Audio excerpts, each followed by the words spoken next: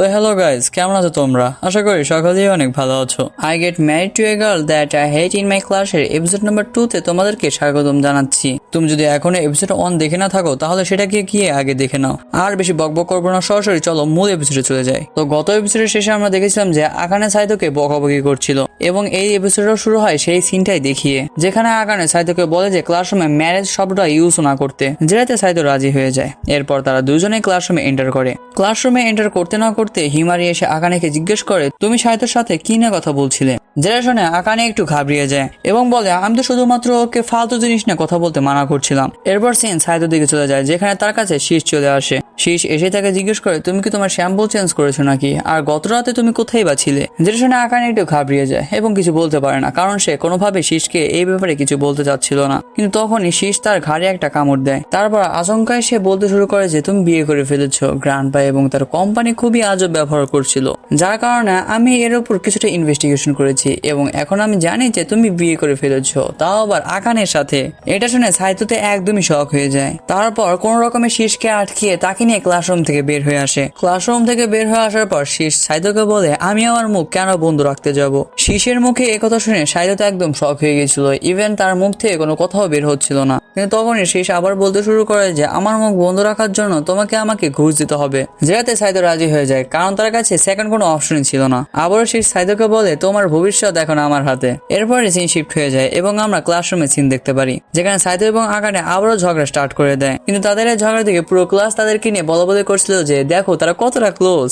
Akane বুঝতে পারছিল না যে পুরো ক্লাস এত ফুসুর ফুসুর কেন করতেছে, যেটার পর হিমারি আকানেকে বলে পুরো ক্লাস তো তোমাদেরকে ম্যারিড কাপল হিসেবে জানে এবং তোমরা নাকি ম্যারিড কাপলদের মতোই ক্লোজ। এটা শুনে আমাদের আকানে তো একদম টমেটোর মতো লাল হয়ে যায়, কিন্তু অন্যদিকে আমাদের সাইতো মনে মনে ভাবে যে বাস্তবে তো তারা আসলে ম্যারিড কাপল। এরপর সিন আবারও শিফট হয় এবং এরপরের সিনে আমরা আকানেকে তার বাসায় খুব আপসেট অবস্থায় দেখতে পারি। সাইতো এর কারণ জিজ্ঞেস করলে আকানে বলে যে পুরো ফ্রিজে তো ভেজিটেবল ড্রিঙ্ক ছাড়া আর কোনো কিছুই নাই, যেটা শুনে সাইতো বলে আমি নিজেই তৈরি করেছি, কারণ এর মাধ্যমে তো অনেক নিউট্রিশন পাওয়া যায়। যেটা শুনে আকানে শখ হয়ে বলে যে তাহলে কি তুমি অন্য কিছু খাবো না নাকি। এটা শোনার পরপরই সাইতো তার আলমারি খুলে দেখায়, যেটা শুধুমাত্র কাপ নুডলসে ভরা ছিল।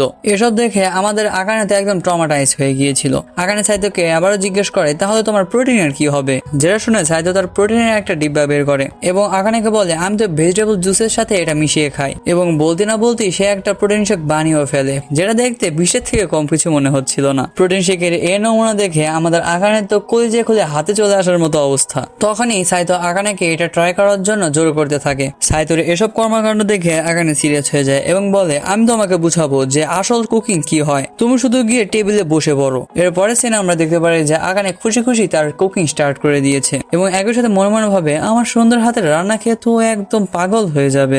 আকানে এসব ভাবছিল এবং খুব উইয়ার্ড ভাবে হাসছিল। তাকে এভাবে হাসতে দেখে সাইতোর অবস্থা তো খারাপ হতে শুরু করে, কারণ সাইতোর মনে হচ্ছিল যে আকানে আবার কোথাও বিষ মেশাচ্ছে না তো খাবারে। খাবার রেডি হওয়ার সাথে সাথে আকানে সাইতোকে সেটা টেস্ট করার জন্য দেয়। সাইতো অনেকটাই ভয়ে ভয়ে এবং প্রে করতে করতে খাবারটা খায়, কিন্তু যখনই সে খাবারটা খায় তার কাছে এটা অনেক ভালো লাগে। ইভেন এই খাবার খেয়ে তার একটা পুরনো স্মৃতি মনে পড়ে যায়, যেখানে আমরা জানতে পারি যে ছোটবেলায় সাইতোর বাবা মা তাকে ছেড়ে চলে গিয়েছিল এবং এরপর থেকে সে তার গ্র্যান্ডপার কাছেই রয়েছে। সাইতো বলে যে কিভাবে এই খাবারটা তার কাছে অনেক বড় একটা কিছু, কারণ সে ছোটবেলায় এরকম নর্মাল খাবারও পায়নি। কিন্তু এসব শুনে আমাদের আকানের মুড খারাপ হয়ে যায় এবং সে এক টান দিয়ে সাইতোর কাছ থেকে খাবার কেড়ে নেয়। কিন্তু সাইতোই বা কোথায় হার মানতে যাচ্ছিল, সে জোর করে খাওয়া শুরু করে এবং এক পর্যায়ে খেয়েও ফেলে। আর আকানের চেল্লাচেল্লি করা ছাড়া আর কিছুই করার থাকে না। এরপর আমাদেরকে এর পরের দিনের সকালে সিন দেখানো হয়, যেখানে আকানে সাইতোকে ডাক দিচ্ছিল, কিন্তু সাইতো ভেবেছিল যে তার কাছে শীষে ছুঁয়ে আছে, যার কারণে সে ভুল করে আকানেকে জড়িয়ে ধরে। এসব দেখে আমাদের আকানে তো একদম শক হয়ে যায় এবং তাকে মারতে শুরু করে দেয়। ঘুম থেকে ওঠার পর আকানে সাইতোকে থালি বাসন মাজার জন্য বলে, কারণ গতকাল সে রান্না করেছিল। কিন্তু তখনই সাইতো বলতে শুরু করে যে কিছুদিনের জন্য এসবকে জড়ো হতে শুরু করে এবং যখন সেগুলো অনেক বেশি হয়ে যাবে তখন আমি একসাথে ধুয়ে ফেলবো। একথা শুনে আমাদের আকানে আবারও ঝগড়া করতে শুরু করে দেয়। এরপরে সিনে আমরা দেখতে পারি যে আকানে সাইতোকে বলছিল তুমি তো টয়লেট পেপার ঠিকভাবে রাখোনি, তার উপর আবার সৌপ শেষ হয়ে গেছে। যেটা শুনে সাইতো আবারও একই ডায়লগ মারে। সে বলে যে আমি 1 মাস পর সবকিছু পরিষ্কার করে ফেলবো, তাই এত টেনশন নিও না। এই কথা শুনে আমাদের আকানে তো একদম ট্রমাটাইজড হয়ে যায় এবং কান্নাকাটি শুরু করে দেয়। বলে যে তোমার এরকম আনহাইজেনিক জীবনযাপন করা উচিত না। যেটাতে সাইতো বলতে শুরু করে যে তাদের দুজনেরই ইন্টারেস্ট আলাদা, আর একই সাথে সে আকানেকে তার জীবন নিয়ে টেনশন করতে মানা করে দেয়। এরপরে সিনে আমরা সাইতোকে একটা গেম খেলতে দেখতে পারি, কিন্তু তখনই সেখানে আকানে আসে এবং তাকে সেই গেমটা অফ করতে বলে, কিন্তু সাইতো সেটা মানতে চায় না এবং গেমকে কন্টিনিউ রাখে। যেটার পর তারা দুজনে গেমের কন্ট্রোলার নিয়ে টানাটানি স্টার্ট করে দেয়। কিন্তু আকানে এসব ইলেকট্রিক জিনিসে অনেক ভয় করে, তাই সে সেটাকে ছেড়ে দেয়। কিন্তু এ চক্করে কম্পিউটারের প্লাগটা খুলে যায়, আর আমাদের সাইতো যে গেম ফাইল ছিল সেটা পুরোই নষ্ট হয়ে যায়। নিজের ফাইলকে নষ্ট হতে দেখে সে তো একদমই ডিপ্রেসড হয়ে যায়। এরপরে সিনে আমরা সাইতোকে তার বই অ্যানাউন্স করতে দেখতে পারি। কিছুক্ষণের মধ্যে সে ডিসিশন নেয় যে তার গোসল করতে হবে, যার পর সে প্রিপেয়ার হয়ে বাথরুমের দিকে যেতে শুরু করে। কিন্তু সেখানে গিয়ে সে আর কেউ না বরং আকানেকে দেখতে পারে। সে কিছুটা ঘাবড়ে সেখান থেকে চলে আসতে লাগে, কিন্তু সে মানতে পারছিল না যে আকানে তাকে নোটিসই করেনি, যার কারণে সে বাইরে থেকে আকানেকে ডাকতে শুরু করে। কিন্তু আকানে কোনোই রিপ্লাই দিচ্ছিল না, যার কারণে সাইতো আকানেকে নিয়ে একটু চিন্তা করতে লাগে। যার কারণে সে বাথরুমের ভেতরে চলে যায় এবং আকানেকে ডাকতে শুরু করে, কিন্তু আকানে তবুও রিপ্লাই দিচ্ছিল না। আর এজন্য সাইতো আকানেকে তোলার জন্য যায়, কিন্তু তোলার সময় হঠাৎই আকানে সাইতোর উপর পড়ে যায় এবং এই মুভমেন্টেই আমাদের আকানের হুঁশ ফিরে আসে। আর ওঠার পর তো সে একদমই উইয়ার্ড ফিল করতে থাকে। এরপরে সিনে আমরা দেখতে পারি যে আকানে তার চুল শুকাচ্ছিল। একই সাথে সে এটাও ভাবছিল যে হয়তো বা সাইতো তাকে হেল্প করার জন্যই গিয়েছিল, যার কারণে তার একটুখানি খারাপ লাগে এবং সে রাতে শোয়ার সময় সাইতোর সাথে কথা বলারও চেষ্টা করে। কিন্তু সাইতো তাকে বলে দেয় যে সে যেন সাইতোকে নিয়ে চিন্তা না করে, এবং এরপর তারা দুজনে ঘুমিয়ে পড়ে। এর পরের দিন স্কুলে সিনে আমরা দেখতে পারি যে আকানে একটু বেশি উদাস হয়েছিল এবং সে হিমারির কাছে হেল্প চেয়ে বলে যে আমার একটা বেস্ট ফ্রেন্ডের সাথে আমার ঝগড়া হয়ে গেছে, এখন আমি কি করবো।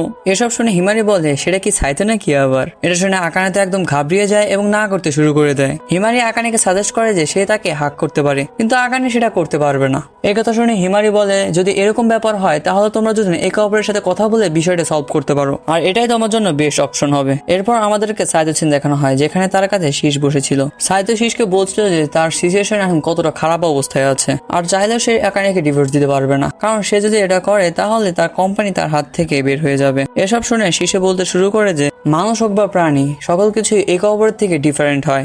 একজনের থট, মেন্টালিটি, ইন্টারেস্ট এক রকম হয়। তাই তোমার জন্য এখন বেস্ট অপশন হলো আকানের সাথে কথা বলা এবং তার ফিলিংসটা বোঝার চেষ্টা করা, যাতে তোমার এই প্রবলেমটা একটুখানি হলেও ইজি হয়ে যায়। আর তুমি যদি এটা করতেও নিজেকে মানাতে না পারো তাহলে সিইওর গতিটা তোমার জন্য না। এটা শুনে সাইতো শীষের কথায় রাজি হয়ে যায়। এরপর আমাদেরকে দেখানো হয় যে যখনই সাইতো তার বাসায় যায় তখনই সে আকানেকে খুবই রাগান্বিত অবস্থায় দেখতে পারে। সাইতো চুপচাপ তার রুমে যাওয়ার চেষ্টা করে, কিন্তু আকানে তাকে আটকিয়ে ফেলে এবং আকানে সাইতোকে বলে যে তাদেরকে কথা বলতে হবে তাদের এই রিলেশন কন্টিনিউ করার জন্য। এরপর তারা দুজনে একটা মিটিং স্টার্ট করে, যেখানে আকানে সাইতোকে বলছিল যে সে সাইতোকে হিউজ পরিমাণ হেট করে এবং সে এখানে থাকতেও চায় না, যেখানে সাইতোর ওপিনিয়নে একই থাকে। এরপর তারা দুজনেই বলে যে তাদের এখানে কিছু রুল ঠিক করা উচিত, যাতে তারা দুজনে এখানে কমফোর্টলি থাকতে পারে। যার প্রথম রুলটা আমাদের আকানে বলে, এবং সেটা হলো শেয়ার করে সকল কাজ করা, কারণ যতদিন হলো তারা এখানে এসেছে আকানে একাই শুধুমাত্র কাজ করে যাচ্ছে। এই কথা শুনে সাইতো একটু বাহানা করতে শুরু করে, কিন্তু আকানের জোরাজোরিতে সেও রাজি হয়ে যায়। এরপর আকানে সাইতোকে জিজ্ঞেস করে যে সে কোন রুল বসাতে চায়, যেটা শুনে সাইতো একটুখানি হয়রান হয়, কারণ সে ভাবেনি যে তারও এখানে কিছু রুল বসাতে হবে। এরপর সাইতো কিছুক্ষণ ভাবে এবং তারপর বলে যে বেড ছোট হওয়ার কারণে আমার ভুল করে তোমাকে টাচ হয়ে যায় এবং এর কারণে তুমি আমাকে অনেক মারো, কিন্তু তুমি এটা করতে পারো না। যেটাতে আকানে আবারও রাগ হতে শুরু করে এবং বলে যে তুমি কি আমাকে এই সিচুয়েশনটা অ্যাকসেপ্ট করার জন্য বলতেছো। যেটাতে সাইতো তাকে রিকোয়েস্ট করতে শুরু করে এবং বলে যে সিচুয়েশনটাই কিছুটা এরকম হয়, এটাতে আমার কোনো হাতই থাকে না। এটা শুনে আকানেও রাজি হয়ে যায়। এটার পর আকানে সাইতোকে আরেকটা রিকোয়েস্ট করে, এবং সেটা হলো যদি সে গেম খেলতে চায় তাহলে তাকে হেডফোন পরে গেম খেলতে হবে, কারণ এসব গেম প্লের শব্দতে তার একটু ভয় লাগে, এবং এই রুলসে সাইতোরও কোনো সমস্যা ছিল না। এরপর আকানে আবারও বলতে শুরু করে যে আমি একটা বইয়ে পড়েছি যে এখানে লেখা ছিল যে সবকিছু ভালো হয়েছে বললে রিলেশন অনেক ভালো চলে, তাই তোমার উচিত আমার হাতের খাবার খাওয়ার পর সেটার প্রশংসা করা, যদিও বা সেটা নর্মালি হোক না কেন। যেটাতে সাইতো বলে আমার নর্মাল খাবারই ভালো লাগে, কিন্তু আকানে এটাতে মোটেও সন্তুষ্ট হয় না। এরপরে সিন শিফট হয় এবং এরপরে সিনে আমরা দেখতে পারি যে আকানে হিমারির সাথে কথা বলছিল। সে সেখানে বলছিল যে কথা বলার পর তার ফ্রেন্ডের সাথে তার রিলেশন এখন ঠিক হয়ে গেছে। এরপর তারা অনেকক্ষণ যাবত একে অপরের সাথে কথা বলতে থাকে। এর কিছুক্ষণ পরে বেডরুমে সাইতো চলে আসে। সাইতোকে দেখে আকানে শুয়ে পড়ে এবং তাকে বলে যে তুমি চাইলে আমাকে টাচ করতে পারো। কিন্তু একথা শুনে সাইতো বলে আমি পারপাসলি তোমাকে কেনই বা টাচ করতে যাব। এবং এটা শোনার পর আকানে অনেকটাই লজ্জা পেয়ে যায়। এরপর আমাদেরকে পরের দিনের সিন দেখানো হয়, যেখানে সাইতো শিশিকে এক্সপ্লেন করছিল যে কিভাবে তার সাথে আকানের প্রবলেমগুলো সলভ হয়ে গেছে। ইভেন সেই দিনই সাইতো আকানের জন্য তার ফেভারিট কেক বাসায় নিয়ে যায়। এটা দেখে আকানে বুঝতে পারছিল না যে সাইতো কিভাবে জানলো তার ফেভারিট কেক সম্পর্কে। এসব শুনে সাইতো বলে যে গত বছর তোমার অ্যান্থোলজিতে আমি এটা পড়েছিলাম। এটা শুনেই তো আমাদের আকানে অনেকটাই শখ হয়ে যায় যে গত বছরের একটা জিনিস কিভাবে সাইতোর এত ভালোভাবে মনে আছে।